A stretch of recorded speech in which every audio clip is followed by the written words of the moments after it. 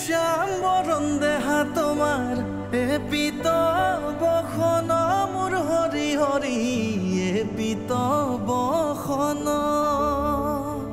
ভগ্নী দৈৱকীৰ গৰ্ভজাত সন্তান হাতত লৈ মামা কংসৰ অট্টহাস্য।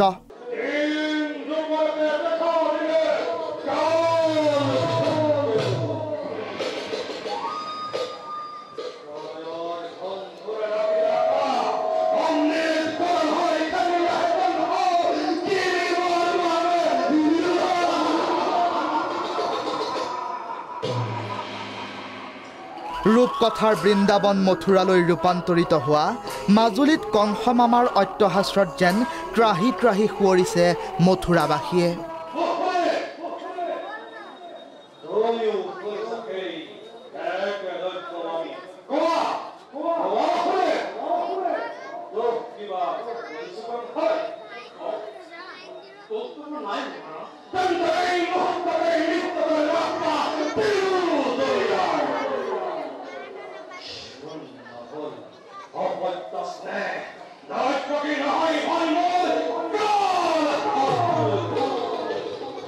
ইপিনে আন এগৰাকী মামাক কাষতে পাই চেনেহৰ উমাল পৰশ লৈছে ভাগিনসকলে।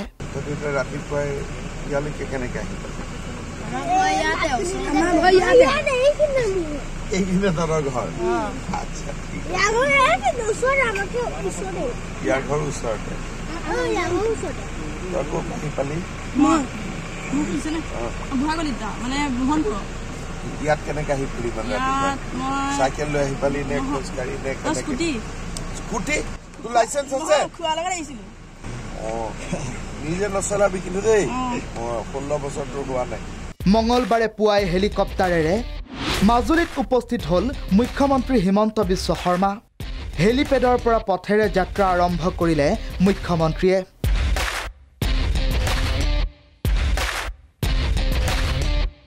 পথৰ কাষত মামাৰ অপেক্ষাত ৰৈ আছিল ভাগিনসকল। ভাগিনসকলক দেখি ৰৈ গ'ল মুখ্যমন্ত্ৰীৰ কনভয়।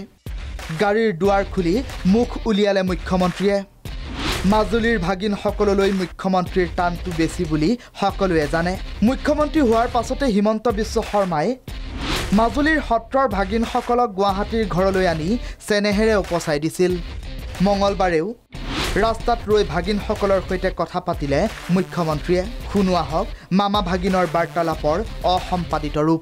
মানে আমি গায়ন বায়নটো নামঘৰত ধুতি চুটি পিন্ধো, তাৰপিছত এনেকে ওলাই আহি হললৈ যাওঁ যে তেতিয়া অকণমান গায়ন বায়ন কৰি ধুতি পিন্ধি তহঁতি হললৈকে যাবি। তাৰপিছত হলত আকৌ কাপোৰটো বদলাই গোপপালকৰ বলৰামৰ কাপোৰ পিন্ধি তহঁতি ৰাতিপুৱাই ইয়ালৈকে কেনেকৈ আহিব? এইখিনি ধৰৰ ঘৰ। আচ্ছা, ইয়াৰ ঘৰ ওচৰতে। আহি পালি ইয়াত কেনেকৈ আহি ফুৰি মানে চাইকেল লৈ আহি পালি নে খোজকাঢ়ি নে স্কুটি? তোৰ লাইচেঞ্চ আছে? অঁ, নিজে নচলাবি কিন্তু দেই। 16 বছৰ তোৰ হোৱা নাই।